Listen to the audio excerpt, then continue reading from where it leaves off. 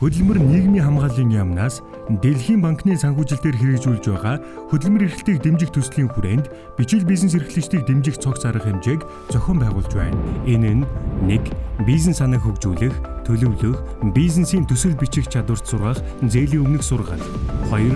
5-аас 10 сая төгрөгийн 24 сарын хугацаатай жижиг зээл. 3. Зээлийн дараах бизнес хөгжлийн чиглэлээр чадах бэхжүүлэх сургалт гэсэн арга хэмжээнүүдээс бүрдэнэ. Бичил бизнес эрхлэгч та жижиг зээлд хамрагдахын тулд бизнесийн төсөл бичиж эрүүлэх шаардлагатай. Иймд та бүхэнд бизнесийн төсөл бичих чадвар сургах зорилготой цовруул 4 хичээлийг төлөвлөж байна. Бизнесийн төсөл бичих сургалт. Хичээл 1. Төслийн товч танилцуулга. Та өөрийн бизнесийн төслийг боловсруулснаар өөрийн ажиллаж байгаа салбарын судалгаатай болно. Ирээдүйд бий болгох өгөөжийг тооцоолно.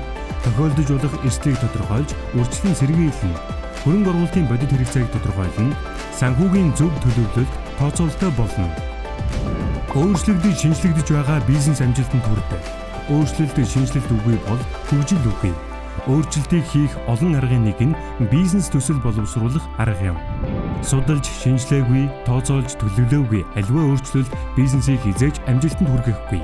Тооцоо судалгаа хийж, сайтар бодож боловсруулж төлөвлөсөн өөрчлөлт амжилтын хүчрхэг хэрэгсэл болдог. Бизнесийн төсөл нь өөрт байгаа нөөц бололцоог зөв хуваарлан үр өгөөжтэй зарцуулах боломжийг олгодогоороо ач холбогдолтой. Төслөө бичиж эхлэхээс өмнө дараах асуултуудыг өөрөөсөө асуух шаардлагатай.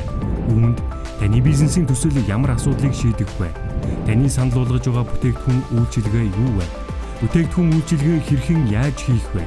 Бүтээгдэхүүн үйлчилгээгээ хийхэд ямар нөөцүүд шаардлагатай байна вэ гэсэн асуултуудыг өөрөө өөртөө тавьж сайтар тунгаан модсны дараа төслөө бичиж эхлүүлэх нь таны бизнес төсөл маш сайн төсөл болж амжилттай хэрэгжих хамгийн чухал алхам юм. Төслийн товч танилцуулгын хэсэгт төсөл хэрэгжүүлэгчийн болон бизнесийн ерөнхий мэдээлэл, төслийн санаа, төсөл хэрэгжүүлэхэд шаардлагатай нийт хөрөнгийн хэмжээ, нэмэгдэх ажлын байрны тоо зэрэг мэдээллийг нэг хуудас сүснэгтэд бүглэх учраас хялбар ойлгомжтой байх болно. 1. Төслийн нэр. Бизнес төсөл ямар нэгэн нэртэй байх ёстой. Энэ нэрийг уншаад таны бизнесийн үйл ажиллагааны тухай анхны ойлголтыг авахаар тэм нэр сонгож өгөх хэрэгтэй.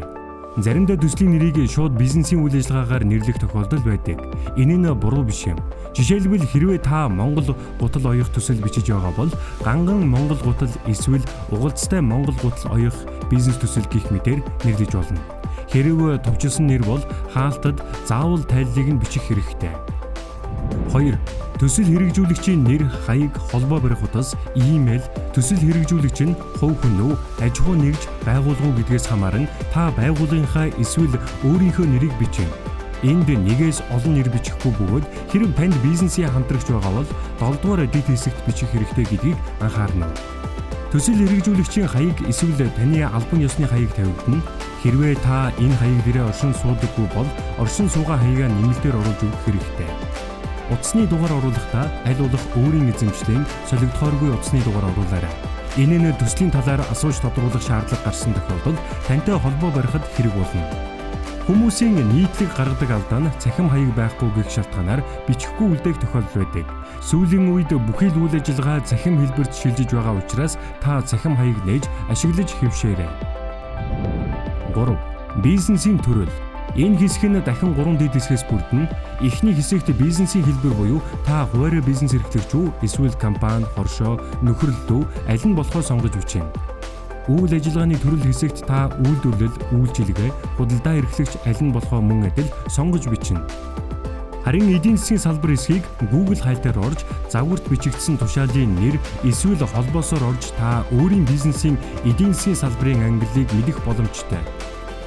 Бизнесийн салбарын ангиллыг кодоор илэрхийлсэн байх бөгөөд таны бизнес аль салбарт хамаарч байгааг нэршил болон кодтой хамт бичээрэй. 4. Бизнесийн санаа. Энэ хэсэгт таны бизнесийн талаарх товч мэдээлэл байна. Өөрөөр хэлбэл та ямар санаа, сэтлэр, ямар туршлага, нөөц боломжид тулгуурлан, ямар үн цэн давуу талыг бий болгох, ямар зорилготой энэ бизнесийг эхлүүлж байгаа, эсвэл өргөжүүлж, сайжруулах гэж байгаа тухайга товч бичнэ. Энэ хичээлийн эхэнд 4 төрлийн асуултын хариултыг тунгаан төсөөлөн бодох тухай зөвлөсөн нь энэ хэсэг болон дараагийн хэсгүүдийг бичгэд дөхөн болно. 5. Үндсэн хэрэглэгч. Таны үйлдвэрлэж байгаа бүтээгдэхүүн, борлуулж байгаа бараа, үзүүлж байгаа үйлчилгээг авах хэрэглэгч нь аль бүс нутаг, аймаг, сумын ямар байгууллага хүмүүс байх талаар маш товчхон бичнэ. Учир нь төсөл бичих загварын 2 дугаар үндсэн хэсэг болох бизнесийн үзэл баримтлал зах зээлийн судалгаа хэсэгт илүү дэлгэрэнгүй бичигдэнэ. Хүмүүсийн нийтлэг гаргадаг алдаа нь давхцаж байгаа хэсгүүдийг орхитуулах тохиолдол гардаг бөгөөд та давхцаж байгаа хэсгийн аль нэгийг орхивол таны төслийг дутуу бичигдсэн байна гэж үзэх эрсдэлтэй. 6. Бизнесийг эзэмшигч талууд. Таны бизнесийг танаас гадна өөр хэн нэгэн хамтран эзэмшиж болно. Магадгүй гэр бүлийн гишүүд, найз нөхөд, бизнесийн хамтрагч нартайгаа хамтран энэ төслийг хэрэгжүүлэх гэж байгаа бол тухайн хүний мэдээллийг бүснэгтэнд байгаа асуумжийн дагуу бүглэж бичнэ. Хэрвээ танд хамтран хэрэгжүүлэгч, эзэмшигч талууд байхгүй бол байхгүй гэж бичихэд хангалттай. 7. Шаардлагатай ажлын байрны тоо. Танай бизнес одоо хэдэн ажилтнтай байгаа вэ? Нэмж хэдэн ажлын байр бий болгох вэ? Ямар ажлын байрууд байх вэ гэдгийг бичнэ. 8. Шаардагдах гарааны хөрөнгийн хэмжээ. Тухайн бизнесийг хийхэд шаардагдах эрхлэлийн буюу гарааны хөрөнгийн нийт хэмжээг төгрөгөөр илэрхийлж бичнэ. Өөрөөр хэлбэл та энэ бизнесийг хийхэд 15 сая төгрөг хэрэгтэй гэж үзвэл 15 сая төгрөг гэж бичнэ. Энэ хэсгийг төслийн загварын 4-1 хэсэгт илүү дэлгэрэнгүй оруулах болно. 9. Нийт эхлэлтийн хөрөнгийн их үүсвэр.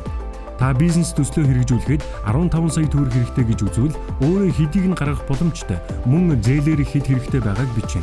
Түүнчлэн барьцаа хөрөнгийн үнэлгээ, нэр, төрлийг бичиж, эрчилгээний хуулбарыг хавсаргаарай. Банкны нэн тэргүүнд тавьдаг шаардлага бол барьцаа хөрөнгө юм. Тиймээс барьцаа хөрөнгийн мэдээллийг үнэн зөв дэлгэрэнгүй гаргаж өгснөөр давуу тал болдог. Ингээд та бизнес төслийн эхний хэсгийг амжилттай бичиж дууслаа. Дараагийн хичээлүүдээр үлдсэн 3 хэсгийг хэрхэн бичих талаар танилцуулах болно. Сайн бичигдсэн төсөөл таны бизнест санхүүжилт авчрах зогсоохгүй, өсөлт хөгжил авчрах болно. Танд амжилт хүсье.